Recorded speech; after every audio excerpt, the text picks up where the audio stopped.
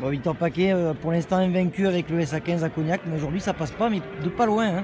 Ouais, de pas loin. On voit que quand même sur les détails, ça fait la différence. Je pense qu'on rate une belle balle de match en fin de partie.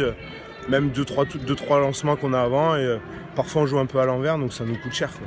Il y a quand même des regrets parce qu'on vous a trouvé bien organisé. Vous encaissez un essai à 0 passe qui vous fait mal. Parce que sinon, vous pouvez aller la chercher cette victoire. Ouais, comme vous dites, un essai à 0 passe et un essai à 1 passe sur une erreur de notre joueur qui est au bord du ruck. Donc ouais, c'est des regrets, mais après on est une équipe jeune qui est encore en train de se construire avec pas mal de mecs qui jouent en Fédéral 2 l'année dernière. Mais on voit qu'on ne travaille pas pour rien et que voilà, je pense que tout le monde n'est pas venu chercher un point à Cognac et c'est encourageant pour la suite. Ce bonus défensif, il vous satisfait amplement ou vous allez avoir des regrets quand même? Non, c'est toujours pareil, on a des regrets, mais il faut relativiser parce que comme je vous ai dit, on est une équipe jeune et il y a plein de mecs l'année dernière qui jouent en Fédéral 1, en Fédéral 2.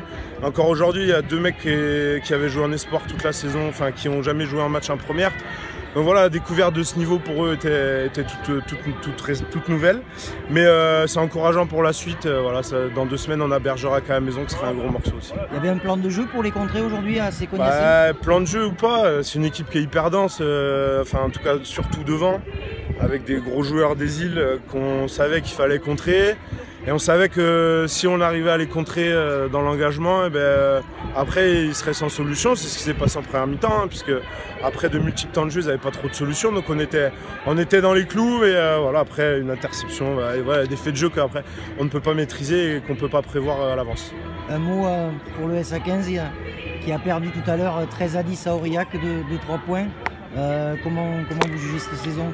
Je suis encore, parce que j'ai de nombreux amis qui sont là-bas et voilà, j'ai quand même des attaches très fortes et c'est bien, j'espère qu'ils vont pas craquer comme on avait pu le faire dans les années avant à cette période de l'année. Je crois qu'ils ont Brive la semaine prochaine et Vannes dans 2 semaines. Voilà, ça va être 2 grosses semaines qui vont être décisives pour la suite, je pense. Donc j'espère qu'ils vont faire une grosse saison et pourquoi pas accrocher les playoffs, même si je pense que ça sera difficile. Merci beaucoup.